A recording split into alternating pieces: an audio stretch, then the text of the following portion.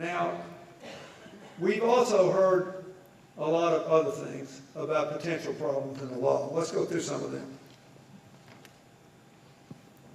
A lot of folks are worried that not enough healthy young people will sign up who are now uninsured.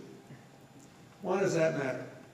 Because if you let the relatively small number of people with severe pre-existing conditions buy insurance at the same price as everybody else, that'll run everybody else's insurance policy up, unless you get a whole bunch of healthy young people to come in and at least buy those bronze policies.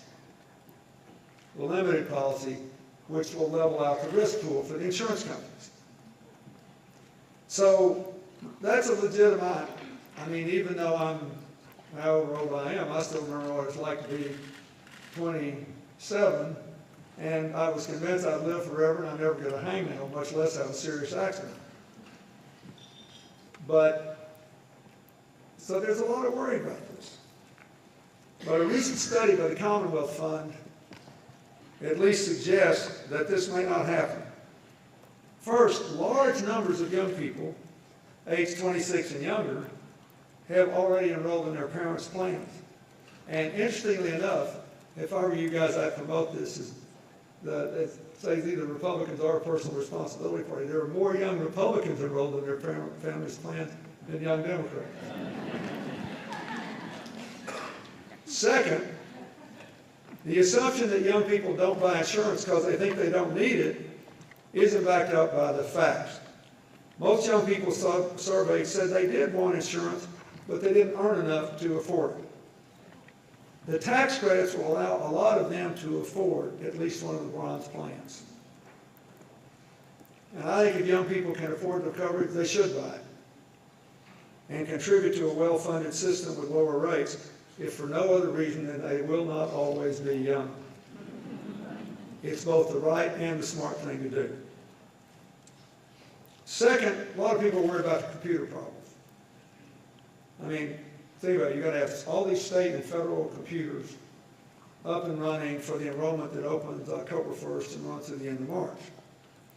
I think it's remarkable what these state and federal officials have done to get the computer systems up and running. Now, there may be glitches, but so far there's no evidence to suggest that they won't be able to be fixed quickly.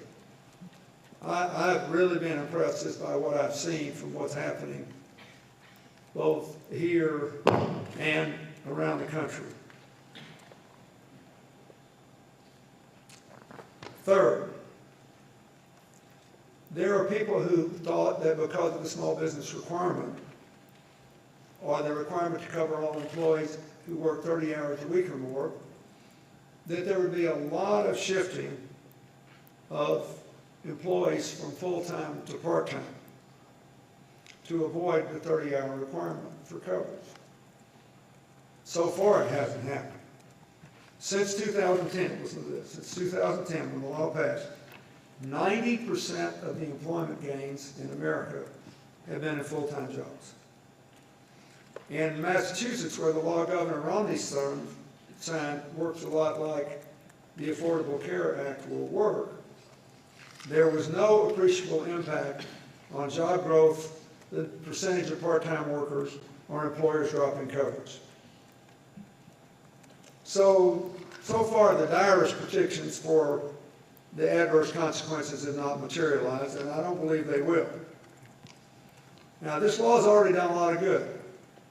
It's about to make 95% of us insured with access to affordable care.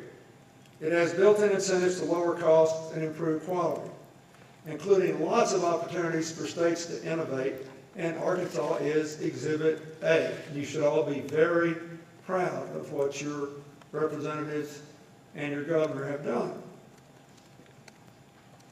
We got to do this because I will say again, the studies show that we are number one by a country mile in the percentage of our income we devote to health care costs, and rank no better than 25th to 33rd in the health care outcomes we get. This is the country that pioneered innovation in every other area of our national life. You cannot make me believe that we have to tolerate this from now to the end of eternity. I think we will become more competitive and healthier if we do this right.